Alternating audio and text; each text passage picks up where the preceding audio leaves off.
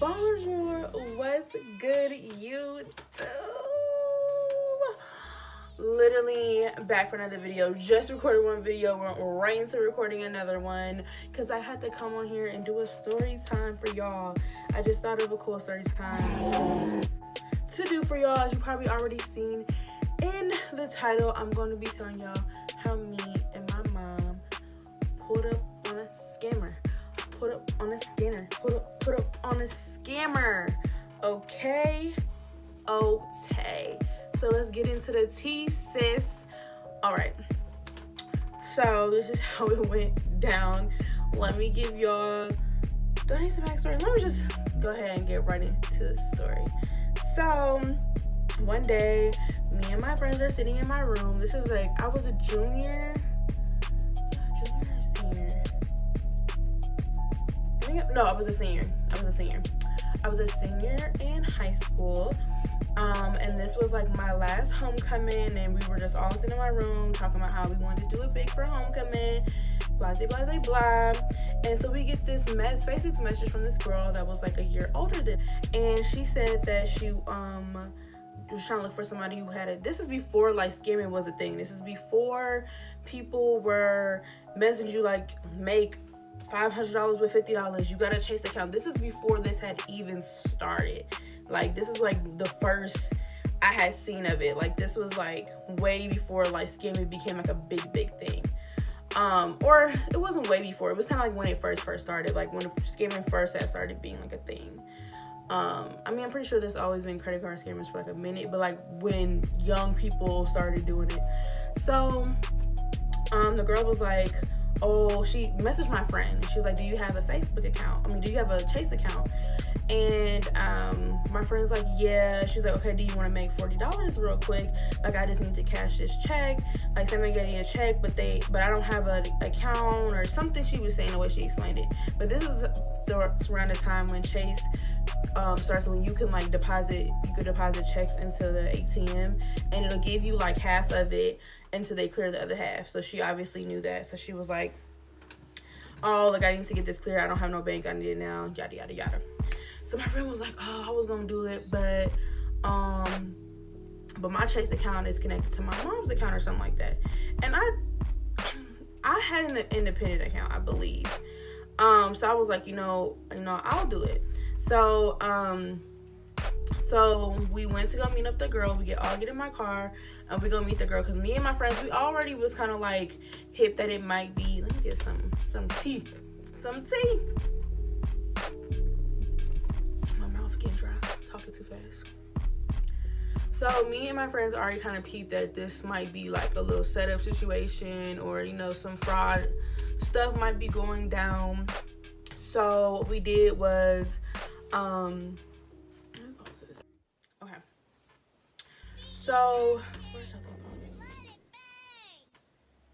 So me and my friends, we pull up to the bank. We're like 5 deep in my car. I had I think a Ford Escort at that point. It was super cute. It was my favorite color. It was like powder blue. So we all put up because we thought it might be some fraudulent stuff. So, we was, at that time, one swing, we all rolling deep no matter what's going on, period, point blank, period. So we pull up. So we pull up, and so the girl like comes, she's in my ATM, she gives me the check. I write the check out.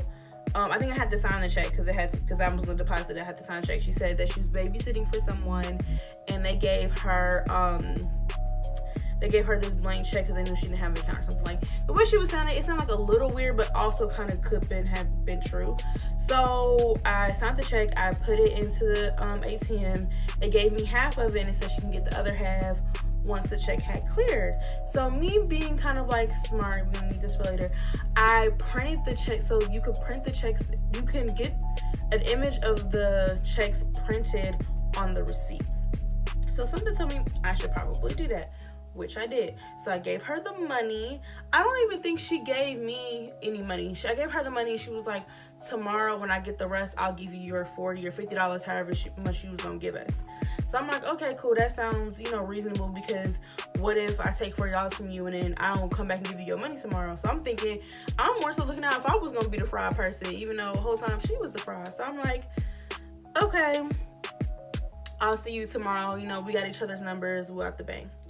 So the next day at school, so this was on Sunday, and mind you, I'm doing all this because I wanted some money for homecoming.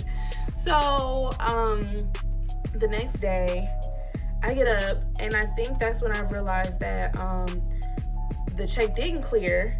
And I don't know if it was the next day or the day after that. It had to have been the next day. So I realized that the check didn't clear and my account is negative. And I'm like, and it's negative for like $200, because mind you, I think the check was for like $200, and I gave her $100, and I still had $100 in there. So my account's negative like $200. So I'm freaking out, but I'm texting her like, hey, like, your check didn't clear, blah blah blah. So then I'm in class and I'm sitting there talking to a girl. Like, we were cool, but we weren't like super cool, but we have known each other since freshman year. So I was like, yeah, girl, I'm like, I'm stressed, man. My account negative $200. She's like, my account negative $200 too. And I'm like, dang, that's weird. Like, we both got the same amount. And I'm like, oh, like, what happened to you? Like, I'm like, I cashed some check for a girl. She was like, I cashed a check for a girl. She was like, you talking about, let's call her Penelope. She's like, you talking about Penelope? And I'm like, yeah, like, you cashed a check for her too. And then somebody in the back of the class like, oh, she got y'all too. And we looking like, she was like, oh yeah, she messaged me a couple of days ago to cash a check for her, but I didn't do it because I knew it sounded weird.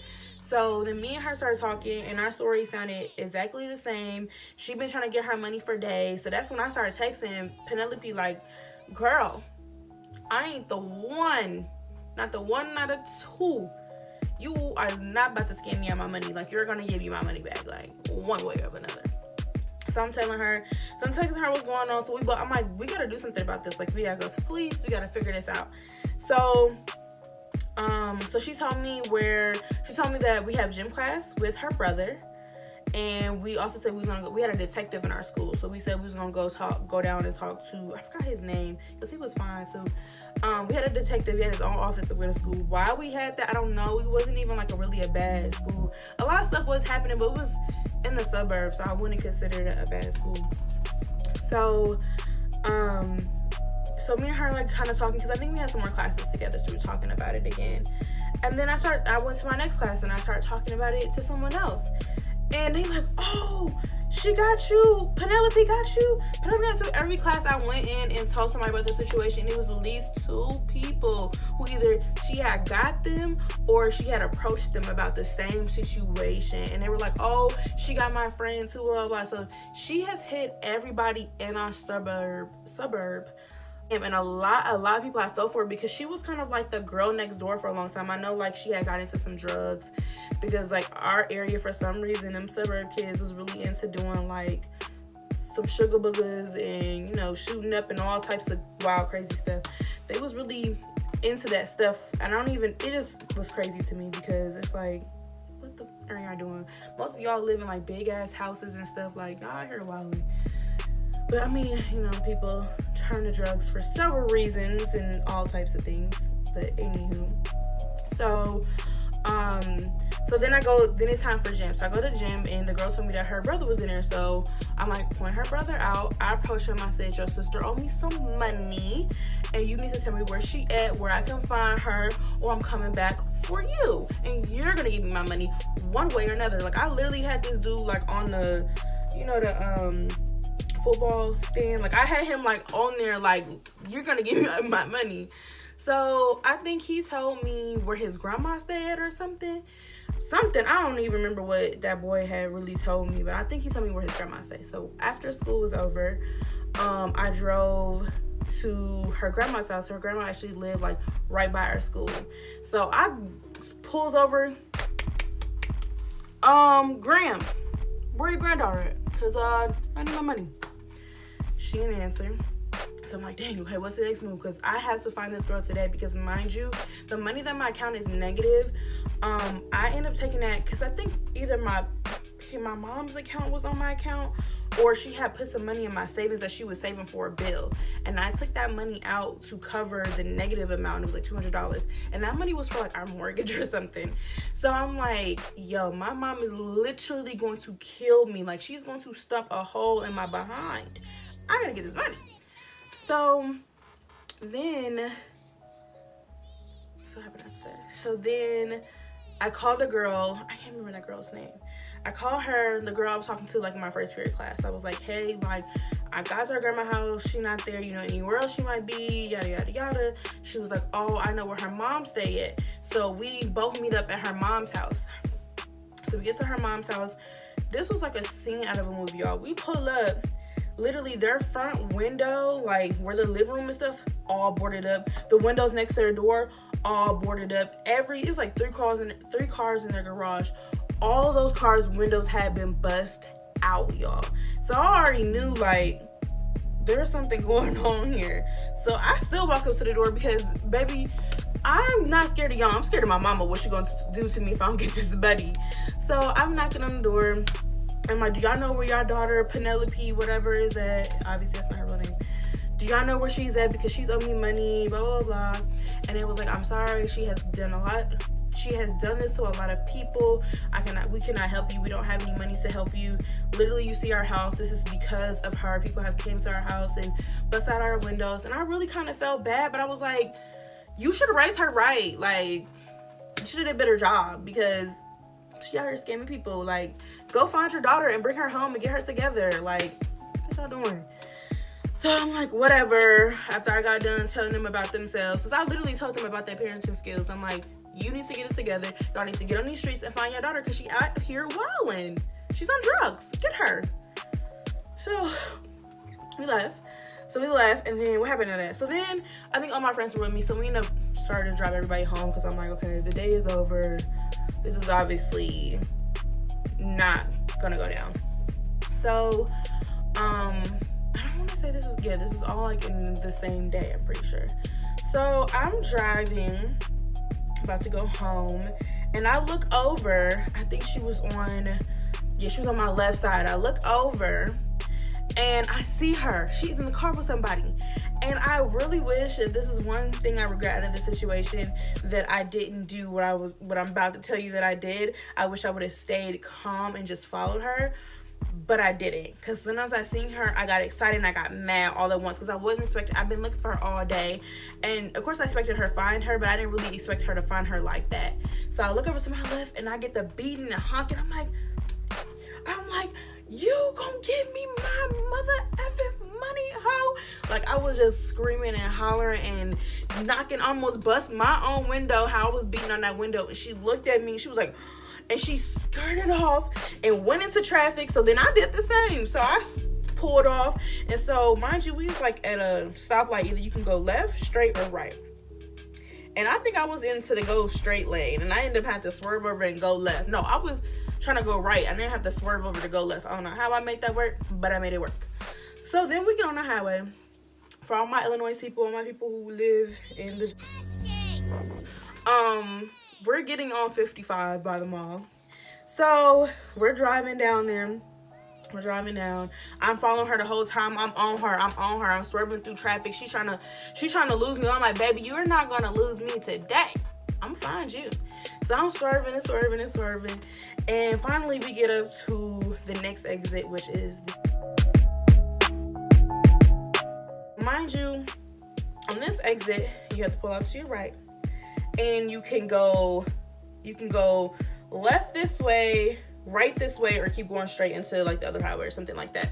But the way they are, like the way they split off, is just kind of very, wide and big. So she was in the right lane and she seen I was still behind her. So when the light turned green, she's in this lane, right? And there's a lane to go straight and a lane to go left. She pulls from the right lane and goes all the way around just to cut into the left turning lane. Mind you, she's in the right turning lane. She had to make a big swoop to do that. And I was like, at that point, I was like, yeah, you doing too much to pull into traffic. Like, I lost her after that. I was like, you know what? I'm gonna call this an L. We're gonna go home. I gotta go tell my mom. So I don't know why I had the right idea to call my mom. I called my mom like right after I got done like chasing her. I called her, I told her what was going on. I told her that I chased her, and she was like, are you insane? Bring your butt home. You literally have lost your mind, because I probably did. So I went home and I explained to her, and of course she gave me a lecture and was like, why would you do that? Like, you never do that. You never entrust anybody like that to do anything with your bank account. Like, you're crazy. So did all that, got a lecture, got yelled at, told her about what I did with the money, but she did commend me for, like, you know, trying to be responsible and get the account taken care of, but just not with her money. So then I think the next day, after school, after I came home, we went back up to the bank that it happened at, and we tried to like kind of figure things out and see what we can do. And then we left out of the bank, and then my mom was like, oh, well, you know, let me make a deposit. So she went through the drive-through, and so she had to make a deposit to fix the money that I had messed up. So we were doing that, and I'm looking into the bank, and I'm like, Mom, there's that girl. You see that girl in there? I was like, she looks like the girl that did this to me. It's not her, but if you ever see her, that's exactly what she looks like. And so I was like, oh, okay, good to know. So she's pulling, this is like kind of like, you know, a drive-through for a bank. So she's pulling around, and I look over and I see somebody, a white girl with blonde hair in the car, and it was Penelope sitting in the car. And I told Mom, I'm like, Mom, that's her. And before the words can even get out of my mouth, I was already out of my mom's vehicle. I left the door open and everything, and it was these little bushes dividing from like where the drive-through was and where the parking lot was, where she said, and I used to do hurdles in track. Mom was like, I literally have never seen you even jump a hurdle how you jumped them bushes. I was like, I was gone. I got to that car and I started beating on that window. I'm like, you crackhead hoe. Like, I was calling her some wild names. I was like, this is my first time even cussing in front of my mom, and I'm calling this girl the wildest names in the book. And I'm like, you owe me some money. She's like, I'm going to give you your money back. And I was like, no. I was like, you do drugs. You're not going to give me my money back. And so we're like arguing or whatever. My mom comes over. And mind you, she has left her vehicle running in the bank drive-through. So we go to, we go into the bank. Mind you, I remember I said earlier about the whole printing my checks off thing. That worked because it let the bank know that it was a fraud and all that good stuff. But anywho, so my mom told me to go run back in the bank to tell them to call 911, and she was gonna like she was standing in front of the car door so she couldn't get out. So I run inside the bank and I see this girl walking out, and I was like, did you just cash a check? I just knew this girl I just knew she had like did something, because I know she had went to our school. And I was like, did you just cash a check? Oh, I said the girl name. Oh, I'm gonna have to bleep that out. I'm like, did you cash a check for Penelope? And she's like, yes. And I was like, girl, go back in that bank and reverse that. It is a fraud. She just did it to me. Like, your account's gonna be negative. So she walks back in the bank. I run in there. I'm like, call the police. But before I can even... No, I told her to go in there and call the police, because before I couldn't even like turn the corner to get in there, I hear my mom yelling and screaming. So I turn around and I go back to the car, and she's trying to get out. Somewhere the car door was open, and she's trying to get out of the car, but my mom's kind of like blocking her so she can't get out. And she's kicking my mama, calling her bees and hoes and all types of stuff, scratching her. Oh, shorty, you done messed up.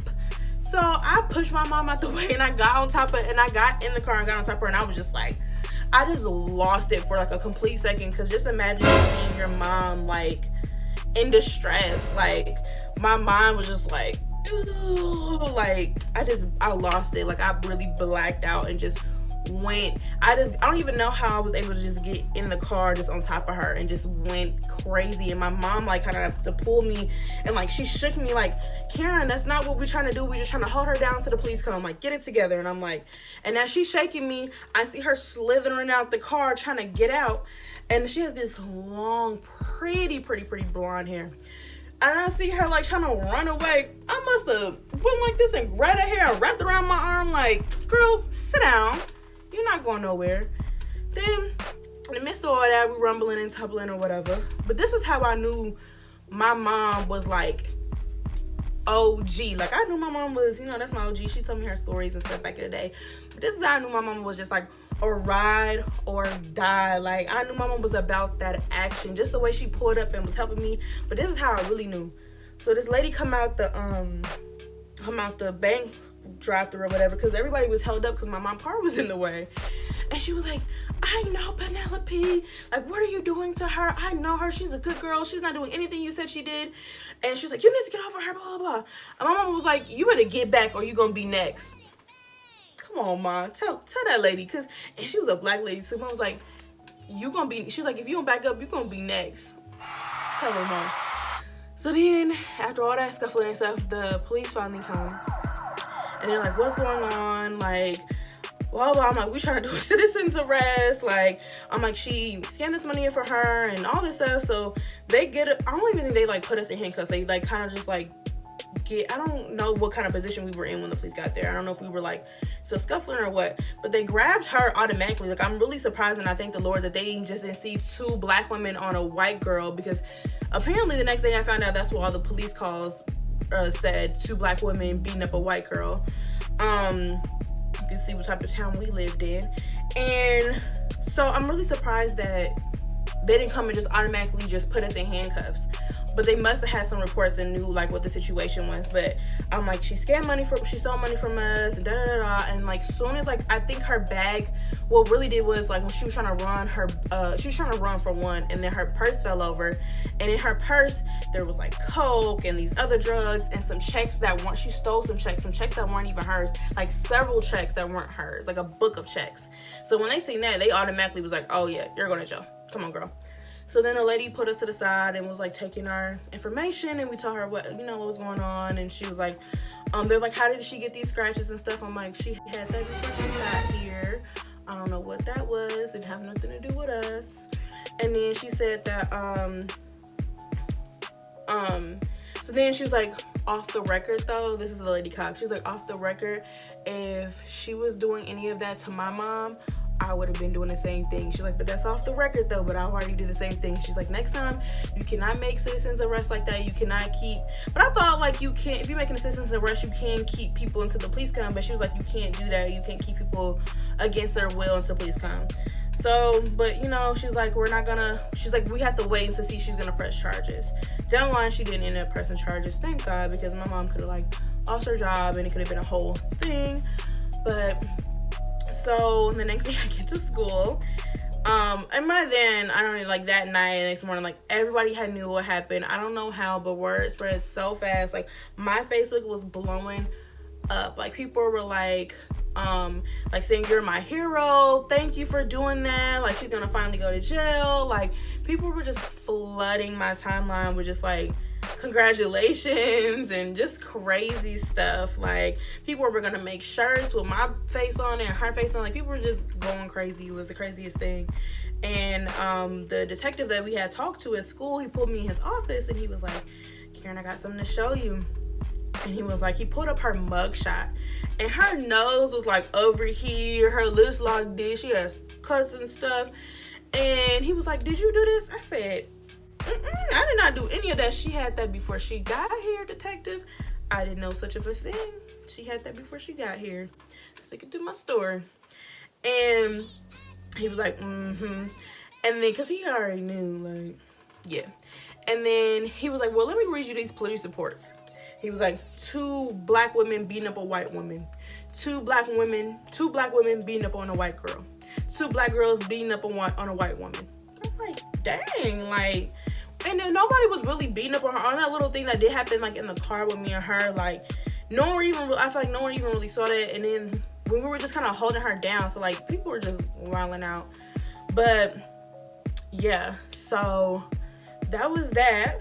And then, like, a month or so later, she went to jail in court, and then I think they did her, like, a rehab type of situation instead of going to fully jail. But she had to pay a fine, and everybody that was, like, involved got, like, a percentage of her fine. And so I did get, like, it was negative, I was out of $200, and I think I gave her, and I got $80 back. So, yeah, that was that. And what's it niggas or regular 100 or something? I don't even remember the exact cost. But we got like $80 of our dollars back. She didn't press charges on us, thank the Lord. And then that was that. And then I think I seen her out like after she got out of rehab or whatever. Or no, I think I was going to a party and someone told her that I was coming or something, and she like wouldn't come out a room, or she like left before. Like every time I did kind of like was supposed to run into her, see her, and I had no beef with her. I got some of my money back.